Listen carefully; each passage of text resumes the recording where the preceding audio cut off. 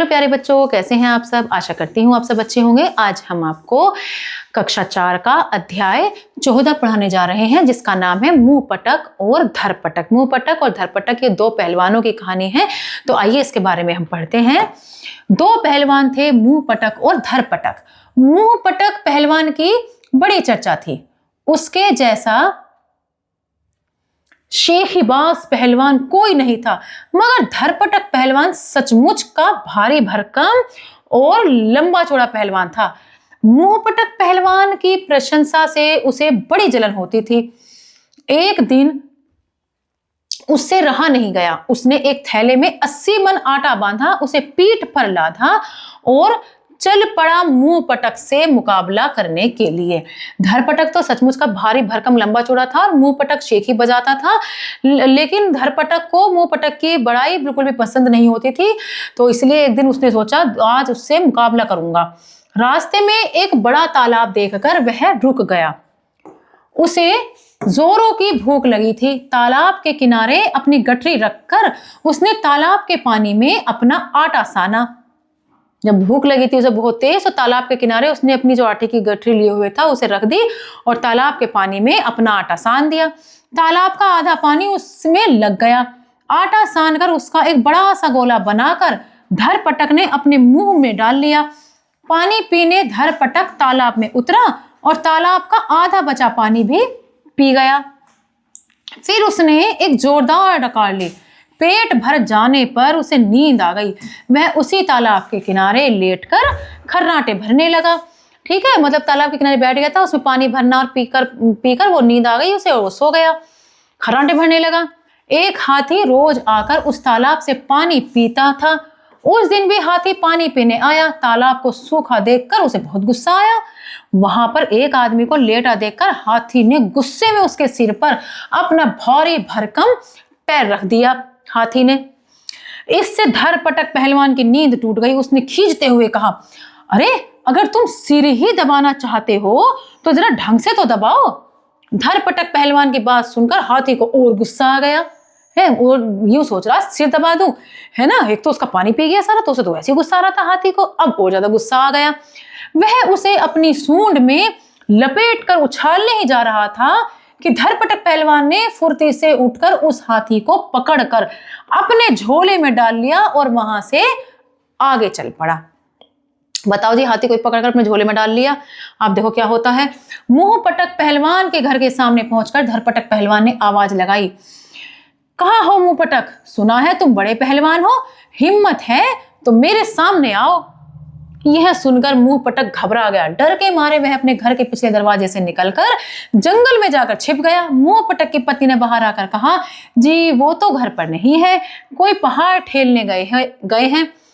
धरपटक ने झोले से हाथी को निकालकर उसके आंगन में फेंकते हुए कहा, इसे अपने पति को दिखाना और कहना कि धरपटक पहलवान उससे जोर आजमाना चाहता है। हाथी को उसके आंगन में छोड़ दिया और कह दिया कि जोर आजमाना चाहता है उससे कह देना अपने पति से, है ना। ऐसी विचित्र बड़ी अनोखी सी बात सुनकर मुंह पटक की पत्नी और उसका बेटा घबरा गए। लेकिन मुंह पटक का बेटा भी अपने पिता की तरह चालाक था। उसने अपनी कर्कश सी आवाज में, खड़ी खड़ी सी आवाज में चीखते हुए कहा, अरे माँ, इस आदमी ने मेरी ओर एक चूहा फेंक दिया है, अब बताओ मैं क्या करूं। अरे हाथी को चूहा बता दिया उसके लड़के ने भी, मुंह पटक के लड़के ने भी। बताओ जी। उसकी माँ बोली, घबराओ मत बेटा, अपने पिता को आने दो, वही इस आदमी से निपटेंगे, फिलहाल इस चूहे को झाड़ू मारकर फेंक दो। इसके बाद झाड़ू लगने की आवाज आने लगी। फिर उस लड़के ने कहा, माँ यह चूहा तो नाली में गिर पड़ा। अच्छा बताओ जी, चूहे को कैसे कर रहे हैं, क्या सचमुच चूहा था या कि हाथी को पता, या क्या चाल है इसके बीच में, देखते हैं। धरपटक पहलवान सोचने लगा, जिसका बच्चा इतना ताकतवर है वह स्वयं भी जरूर मेरे जैसा ही बलशाली होगा। मतलब उसने सोचा कि जिसका बच्चा इतना ताकतवर है, झाड़ू से मार रहा है उसको, चूहे को, तो वो भी इतने ताकतवर होगा। मुंह पटक के घर के सामने काफी ऊंचा ताड़ का एक पेड़ था। धरपटक ने पेड़ को उखाड़ कर कहा, ओ छोकरे, अपने पिता से कहना मुझे एक छड़ी की जरूरत थी, इसीलिए मैं इसे लेकर जा रहा हूं। बालक ने पलटकर जोर से कहा, मां देख रही हो, यह दुष्ट आदमी मेरे पिता की दंत खोदनी सीख लेकर भाग रहा है। अब जो पेड़ को उसने दंत खोदनी बता दी। हाथी को उसने चूहा बता दिया। बताओ, इतने बड़े पेड़ को सींग कहता देखकर धरपटक की आंखें अचरज से फैल गई। वह तुरंत वहां से भाग खड़ा हुआ। मुंहपटक ने घर लौटकर अपने बेटे से पूछा, कहाँ गया वह आदमी? बेटे ने कहा, वह हमारा ताड़ का पेड़ उखाड़कर यहां से भाग गया। मुंहपटक ने मुंह बनाकर पूछा, तूने उससे कुछ कहा नहीं? बेटे ने जवाब दिया, जब वह लेकर भाग ही गया तो उससे मैं क्या कहता। बेटे की बात सुनकर मुंहपटक को बहुत गुस्सा आया। वह बोला, मेरा बेटा होकर भी तुमने मेरा नाम डुबो दिया। क्या तुम उसे कोई मुंह तोड़ जवाब नहीं दे सकते थे? चलो, तुम्हें ले जाकर नदी में फेंक देता हूं। नदी गांव से बहुत दूर थी। बताओ, एक तो उसने ऐसे ऐसे जवाब देकर उसे भगाया, लेकिन वो नहीं समझ पाया।